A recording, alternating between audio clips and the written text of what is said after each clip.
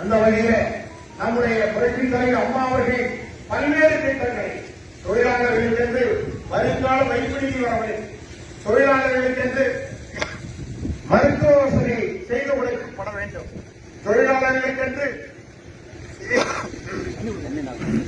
வீட்டு வசதி கடன் கொடுக்கப்பட வேண்டும், தொழிலாளர்களுக்கு அவருடைய சம்பள பதிவேட்டிலே நாம் பார்க்கிற போது தெரியும். மருத்துவ பணி, வீட்டு பணி, வருங்கால வைப்பு நிதி, அவன் ஓய்வு பெற்றதற்கு பின்னாலே அவன் குடும்பத்தை நடத்துவதற்கு தேவையான நிதியை வழங்க வேண்டும் என்பதற்காக வருங்கால வைப்பு நிதி, அவன் உடல்நிலை சரியில்லை என்று சொன்னால் அவனுக்கு மருத்துவ பணி, இன்னும் ஒரு பணி மேலே சென்று அம்மா அவர்கள் சொன்னார்கள், கர்ப்பிணி நேரங்களிலே இருக்கிற பணியாளர்களுக்கு ஓராண்டு காலம் சம்பளத்துடன் கூடிய விடுமுறை வழங்கப்பட வேண்டும் என்று உத்தரவிட்ட முதல்வர் நம்முடைய புரட்சி தலைவி அம்மா அவர்கள். அவருடைய திட்டங்களை இன்றைக்கு எந்த அரசாங்கம் வந்தாலும் மாற்ற முடியாது. ஆனால் இன்றைக்கு ஆண்டு கொண்டிருக்கிற திராவிட முன்னேற்ற கழக அரசு அம்மாவினுடைய திட்டங்களை, ஏழை எளிய மக்களுக்கு பாதிக்கப்படுகிற அந்த நல்ல திட்டங்களை எல்லாம் இன்றைக்கு பாதிக்கின்ற அளவுக்கு உருவாக்கி தந்திருக்கிறது திராவிட முன்னேற்ற கழகத்துடைய அரசு. அம்மா அவர்கள் ஏழைகளுடைய வீட்டிலும் கணனி இருக்க வேண்டும், ஏழை மாணவர்களுக்கு கணனி கொடுக்க வேண்டும், ஏழை மாணவர்களுக்கு சைக்கிள் கொடுக்கப்பட வேண்டும், ஏழை மாணவர்களுக்கு பாடப்புத்தகம் வழங்கப்பட வேண்டும், ஏழை மாணவர்களுக்கு அந்த எழுதுவர்கள் உபகரணங்கள் கொடுக்கப்பட வேண்டும். ஏழைகள் பிரசவத்திற்கு செல்கிற போது அவர்களுக்கு ஒரு மருத்துவ கிட்டே கொடுத்தாங்க அம்மா. அதுல எல்லாம் இருக்கும், நாக்கின் இருக்கும், மருத்துவ செலவுக்கான பிள்ளைங்களுக்கான துணி எல்லாம் இருக்கும். அவங்களை கொண்டு போய் ஆஸ்பத்திரியிலிருந்து வீட்டில் கொண்டு போய் உடனுன்னு சொன்ன ஒரு உத்தரவு போட்ட முதல்வர் நம்முடைய முதல்வர் அம்மா அவர்கள். அந்த திட்டங்கள் எல்லாம் இன்றைக்கு திராவிட முன்னேற்ற கழக அரசாலே மூடி மறைக்கப்பட்டிருக்கிறது.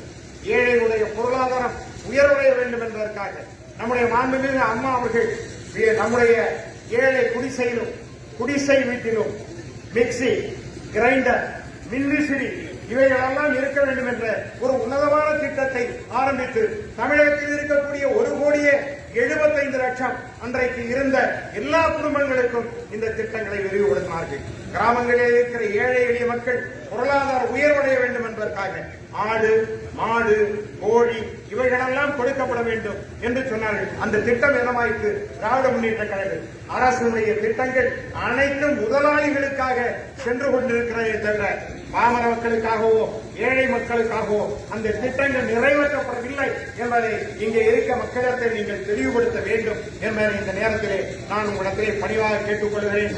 அதோடு மட்டுமல்ல, மீண்டும் இந்த அரசாங்கம் புரட்சித் தலைவர் எம்ஜிஆருடைய அரசு, அம்மாவினுடைய அரசு வர வேண்டும் என்று சொன்னால் அதிமுக ஒன்றிணைக்கப்பட வேண்டும். இன்றைக்கு 8 தோல்விகளை சந்தித்த எடப்பாடி பழனிசாமி 9வது தேர்தலை தோல்வியாக சந்திப்பதற்கு இருக்கிறார்.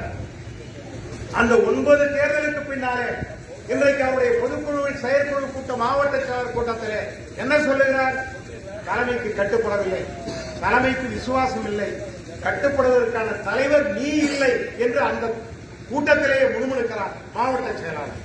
எந்த மாவட்ட செயலாளர் கட்டப்பட்டு இருக்கிறான்? பழனிசாமி என்பதை நீங்கள் உணர்ந்து பார்க்க வேண்டும். தலைமை இந்த இயக்கத்திற்கு வர வேண்டும் என்றால் மக்கள் செல்வர் ஒருவரால் தான் அந்த தலைமையை ஏற்று அதிமுகவை வழிநடத்தக்கூடிய ஒரு தலைமை டிடிவி தினகரன் ஒருவருக்கு மட்டும்தான் இருக்கிறது என்பதை அதிமுகவில் இருக்கிற தொண்டர்கள், அதே போல நம்முடைய அமமுகவில் இருக்கிற தொண்டர்கள், திராவிட முன்னேற்ற கழகத்தில் இருப்பவங்க கூட என்ன நினைக்கிறார்கள் என்று சொன்னால், திராவிட முன்னேற்ற கழக ஆட்சியில கீழ்கட்டத்திலே இருக்கக்கூடிய மக்களுக்கு, கீழ்மட்டத்திலே இருக்கிற கட்சிக்காரர்களுக்கு எந்த பயனுமே இல்லை. முதல்வர் ஸ்டாலின் அவர்களுடைய குடும்பத்தோடு எல்லா வருமானங்களும் நின்று விடுகிறது. திராவிட முன்னேற்ற கழகத்திலிருந்து அதிமுக ஒருங்கிணைந்தது என்று சொன்னால், திராவிட முன்னேற்ற கழகத்திலிருந்து பல நபர்கள் நம்முடைய இயக்கத்தில் இணைவதற்கு நம்முடைய மாவட்ட செயலாளர் தலைமையிலே பேசிக் கொண்டிருக்கிறார்கள். இதுதான் ஒரு நிரந்தரமான ஒரு உண்மை. திராவிட முன்னேற்ற கழகத்திலிருந்து நாங்கள் வெளியேறுவதற்கு தயாராக இருக்கிறோம். ஆனால் அதிமுக ஒன்றிணைய வேண்டும், டிடிவி தினகரன் அவர்கள் தலைமையில் ஒன்றிணைய வேண்டும் என்று ஒரு ஒன்றிய குழு உறுப்பினர் நேற்றைய தினம் நம்முடைய மாவட்ட செயலாளர்களை பேசியிருக்கிறார். அந்த அளவுக்கு திமுகவினுடைய வெறுப்பு உணர்வு மக்கள் மத்தியும் அல்ல, திராவிட முன்னேற்ற கழகத்தினுடைய கட்சிக்காரர்கள் மத்தியிலே இருக்கிறது. எனவே வருகிற தேர்தல் அதிமுக ஒருங்கிணைந்து சந்திக்கிற ஒரு தேர்தலாக இருக்கும். அன்றைக்கு தொழிலாளர்களுடைய வாழ்வு வளம் பெறும், நலம் பெறும் என்று சொல்லி தொழிலாளர்கள் அனைவருக்கும் மாவட்ட தொழிற்சங்கத்தின் சார்பிலும் மாவட்ட அம்மா மக்கள் முன்னேற்ற கழகத்தின் சார்பிலும் மக்கள் செல்வர் நம்முடைய திராவிட தலைவர் டிடிவி தினகரன் அவர்கள் சார்பிலும் மே தின வாழ்த்துக்களை தெரிவித்து விடைபெறுகிறோம். நன்றி, வணக்கம்.